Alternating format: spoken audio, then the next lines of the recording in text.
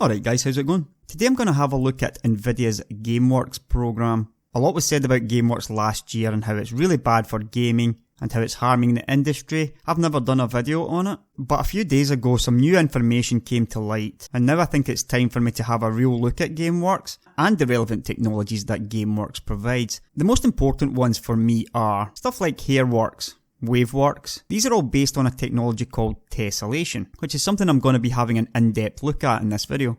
Another important one is physics, or PhysX as Nvidia calls it. You may have heard of physics before. It's one of those marketing kind of buzzwords that Nvidia pushes around a lot, or they used to push around a lot, not quite so much now, because it's now just part of GameWorks. But that's like your destruction and physical particles, and stuff like clothing when you see it on Batman's cape. It can work, and it can look okay in many cases, but there are also alternative methods of doing it. But those are the two that I'm going to be looking at most in this video. Going to be a little bit of a history lesson, and then we'll look at the current state of GameWorks in gaming.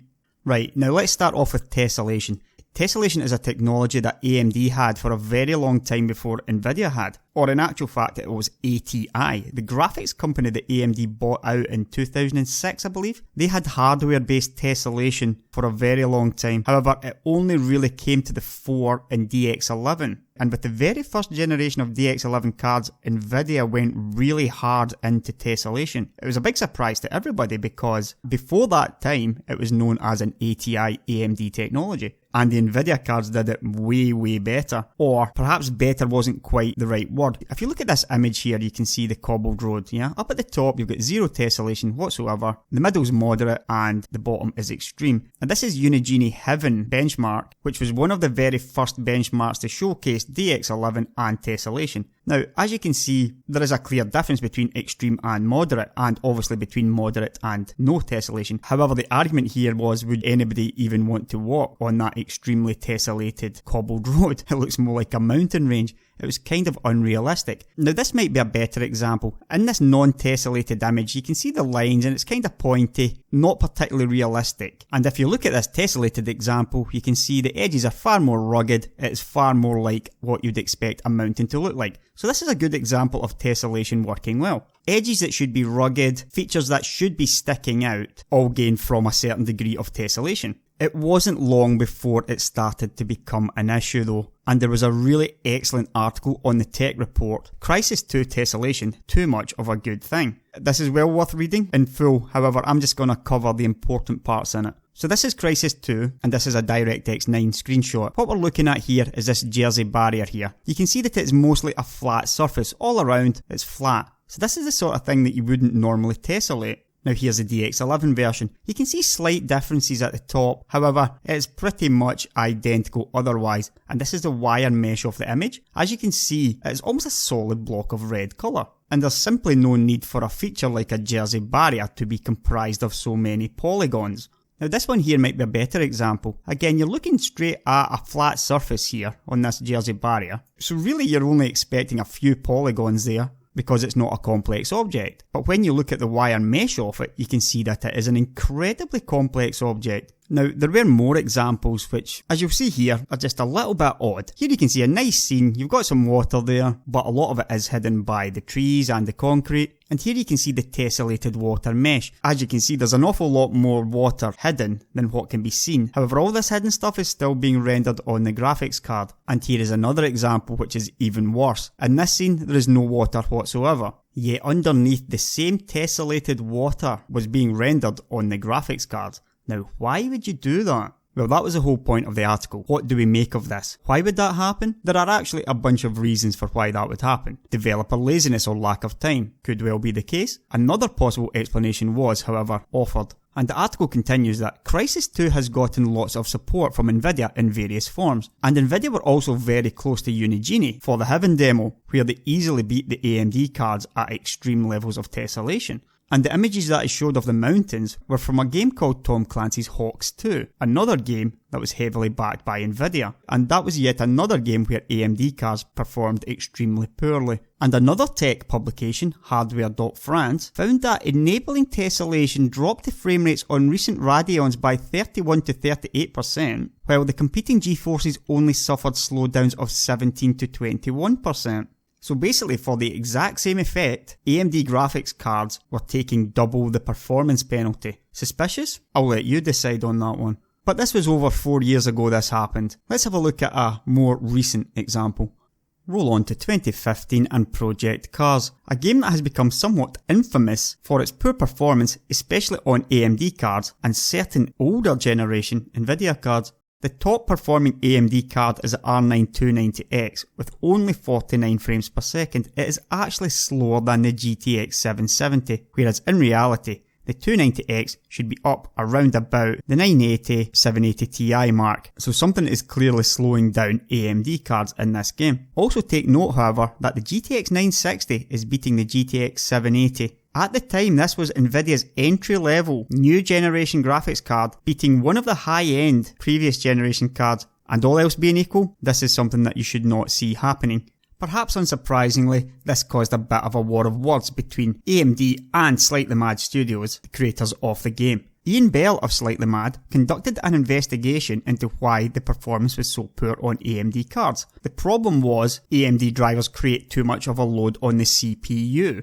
And the reason for which is the physics runs on the CPU in this game for AMD users. So, in effect, if you've got an Nvidia card, physics runs on the graphics card. However, if you've got an AMD card, it runs on the CPU. The physics makes 600 calculations per second on the CPU, and this is why performance was tanking on the AMD graphics cards. I've talked about this before, AMD's DX11 overhead, and simply by making physics run on the CPU on AMD cards, you can effectively slow down the performance of their graphics cards simply by choking the CPU. Now there was no way to switch this off in the game, so Ian Bell gave the advice of basically reducing settings which influence the CPU load instead, including lowering shadows, reflections, that sort of thing. Fair enough, but what about what is happening between the Maxwell generation 960 graphics card and the previous Kepler generation 780 graphics card? We still have the case where the GTX 960 is almost equal to a GTX Titan. This should simply never happen. So not only was the game running poorly on AMD cards, it was also running poorly on the previous generation Nvidia cards. But that's just one game, right? And to be fair, it's not even a true GameWorks title, however it is making heavy use of physics. Next up though was The Witcher 3. AMD worked pretty closely with the developers of this game, and the game was running fine up until pretty late in the day when all of a sudden it was announced that The Witcher 3 would be an Nvidia GameWorks title. And lo and behold, on release, we discovered that the performance of the AMD graphics cards had once again tanked. The culprit this time appeared to be Nvidia's HairWorks, which is of course tessellation based. It's a pretty nice effect. AMD actually had the technology 2 years previously. It was called TressFX and was seen in Lara Croft's Tomb Raider reboot. By most accounts, it's a better way of doing this sort of thing because it has less of a performance impact on both vendors' cards. As mentioned before with the Unigine Heaven benchmark, tessellation can have various levels. In this case, extreme would be a tessellation value of x64. And you can see what it looks like here on the Witcher's hair. Here you can see the tessellation factor of 16, once again on the Witcher's hair. Can you see a difference between those two? 64 and 16. It doesn't really look like much of a difference. So what about a tessellation factor of only x8?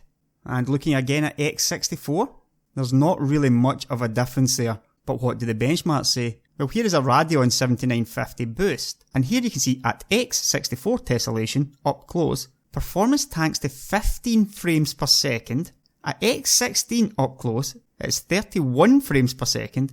And at x8 up close, it's 37 frames per second. Now this is the effect on the frame rate that Geralt's tessellated HairWorks hair is having on AMD cards, basically for absolutely zero image quality improvement. And this is the crux of the issue. How much tessellation is too much, and who in their right mind would run the game at x64 tessellation value for what is effectively identical image quality to the x8? And yet the x8 value gives more than double the frame rate. It was exactly the same in Hawks. You could not see any difference between x8 tessellation and x64 tessellation. And it was the same in Crysis 2, with the DX9 barrier pretty much identical to the DX11 barrier. And the frame rate tanked on both Nvidia and AMD graphics cards in this game. But the important thing is, the frame rate tanked more on the AMD cards.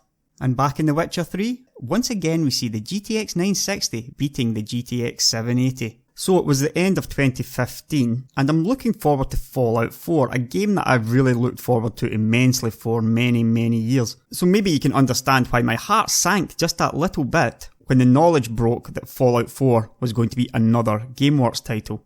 The system requirements were released soon afterwards, and it immediately seemed apparent that my worries were not misplaced. Here we can see the minimum specs, and it recommends an Nvidia GTX 550 Ti or an AMD Radeon HD 7870. Now I follow the graphics industry very closely, and I immediately knew that this was completely off. A 7870 is a faster card than the GTX 580, which is a much faster card than the GTX 550 Ti. Over Anantech's bench, you can see that this is clearly the case. The 7870 is more than 2 times, almost 2.5 times faster than the GTX 550 Ti. Yet these are the minimum spec cards. This should be something like a 7770, not a 7870. And really this just raised suspicions that the game was going to be hobbled on AMD cards like previous GameWorks titles were. As things turned out, it wasn't quite as bad as it looked. You can see here with the dark green bars is the Maxwell generation, your GTX 900 series of cards. The orange red bars are the AMD cards, and the lighter green bars are the previous Kepler generation, your GTX 600 and GTX 700 series of cards. It's a little bit biased towards the Nvidia cards, but that's sort of what you would expect in a GameWorks title where AMD is not going to optimise it early, and where you would expect to see the Nvidia cards generally a few more percentage points ahead. You would normally expect to see the Fury X being much closer to the 980 Ti, and you would expect to see, for example, the Nano beating the 980, rather than losing narrowly. But this is all basically fair game. 3 months later though, at the end of January, and this is what the Fallout 4 patch 1.3 benchmark shows. And this is what I meant at the beginning of the video when I talked about new information coming to light. Now Nvidia have been heavily involved in the Fallout patch 1.3, adding physics with a new name, and they've also been adding other effects like HB80. However, over at GameGPU, which is a little known Russian site that does a lot of these benchmarks, we can see that something pretty drastic has occurred. This is the state of the game right now with the patch 1.3 beta. We don't know if it will go live like this, but this is how it currently stands. And as you can see, the AMD cards are now clearly ahead. Now it should be said that these were 2 different areas that were benchmarked. So compared to the previous benchmark you saw, it's not an apples to apples comparison. What is interesting however, is when you look at the percentage differences. Generally speaking, the AMD cards have gained around 20 to 30%. And you can see it's a pretty standard line. There's always a few percentage margin of error either way, yeah? So in reality, the AMD cards have gained about 23-24%. But when you look at what has happened to the Nvidia cards, you can see that the Maxwell generation, the GTX 900s, has lost 10% performance. However, the Kepler generation, that's your 700 series cards like the 780 Ti, and your 600 series cards like the GTX 680, they have lost more than 30% performance. And this is just a little bit strange. Whatever Nvidia has done, it has harmed all of their own cards, however it is harming their Kepler generation more. The AMD cards on the other hand have all made large gains, or more likely have not been negatively affected by whatever Nvidia is doing. Now, the important thing here is that AMD is not optimizing Fallout 4. It's a GameWorks title. Nvidia has an SLI profile for their cards. AMD has no Crossfire profile, so you get the exact same performance from Crossfire as you do with a single card. AMD has not optimized the game past the initial optimization phase where they pick the low-hanging fruit, and that is pretty much it. Nvidia's optimization, however, is harming their own cards. So what could possibly be causing this, and why is it harming the older generation of cards even more? It was over at Anantech when I first caught wind of this. It's a complete zoo, there's a bunch of deranged fanboys on either side. However, if you pay attention to some of the posters, you soon figure out who the knowledgeable ones are, the ones worth listening to, and one of those is a guy called Zlatan, who is in fact a PlayStation 4 developer. Discussing the difference in the benchmarks where the AMD cards have gained so much and the Kepler generation, that's your 700 series, have lost so much, he says it's probably some original renderer optimization that is inactive in the new patch, because they were not compatible with the new stuff like the ambient occlusion and Nvidia's Flex. Now, because GameWorks is closed source middleware, you can't change the effect source to make it compatible with the renderer optimization. So in this case you have to change the renderer. right? You can't change the effect itself, you've got to change the way the game renders graphics. And it may lead to a performance boost or performance degradation on some architectures, and he claims that this is fixable if they will spend some months to optimize for the new criteria. Now, they're not going to spend some months to optimize for this because very few sites are even benchmarking the game anymore. We wouldn't know about this if it wasn't for Game GPU. All the big tech sites, they're not benchmarking Fallout 4 anymore. It's the smaller guys, yeah, the guys that are doing it because they are enthusiasts for the game. These are the guys that are still benchmarking all this stuff. But effectively, it looks like Bethesda have had to go and change the renderer in order to accommodate Nvidia's GameWorks stuff. What did Nvidia say about it on the GameWorks site? They said, we provide technologies, e.g. physics and visual effects, which are easy to integrate into games, as well as tutorials and tools to quickly generate game content. In addition, we also provide tools to debug, profile and optimize your code. This doesn't really look like it's easy to me. And if you look at every other game that has been afflicted by GameWorks, Batman Arkham Knight, recalled on the PC because performance was so bad. Watch Dogs was delayed for how long? And it was crap as well. Project Cars runs like a dog on every AMD card, doesn't run very well in certain Kepler cards.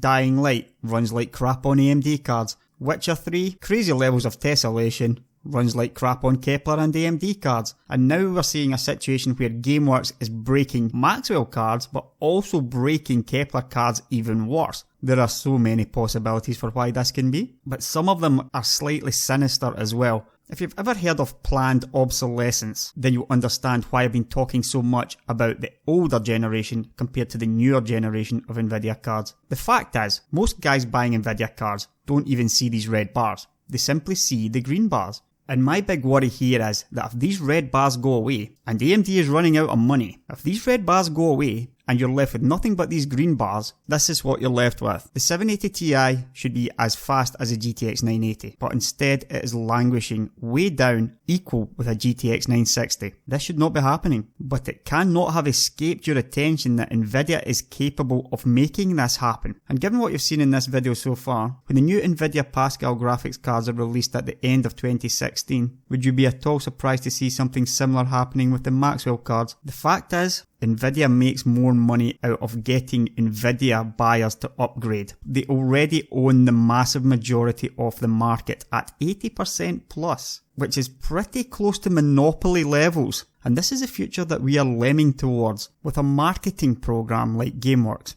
And this is what it is. It's a marketing program.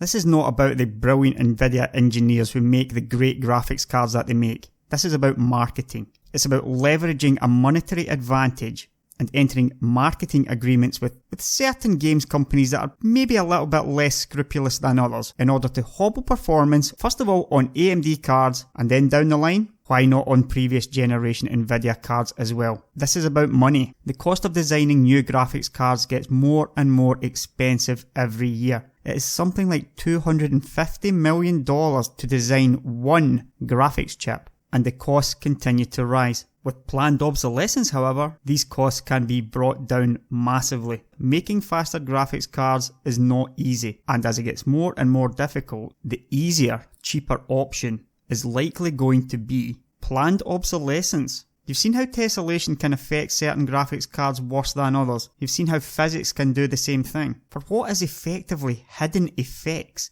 you can't see it with your eyes, but you can see that the frame rate totals are dropping. And this is the method by which Nvidia could leverage planned obsolescence in the future. One train of thought says that AMD needs to do more to deal with GameWorks, and in actual fact they have. For a little while now you've had an AMD optimized tessellation mode in their drivers. You can see if you override the application settings that you can change the tessellation value from 64 down to whatever you want. I believe it defaults to 8 or 16 times. They're also introducing new hardware features that helps to get rid of all the nonsense like hidden tessellated water before the graphics card tries to render it. This will be seen in the new generation of Polaris graphics cards. To me, it seems like a complete waste of resources and time for AMD to be adding stuff like this, which is basically to combat Nvidia's marketing ploys. It just seems like a total waste of resources.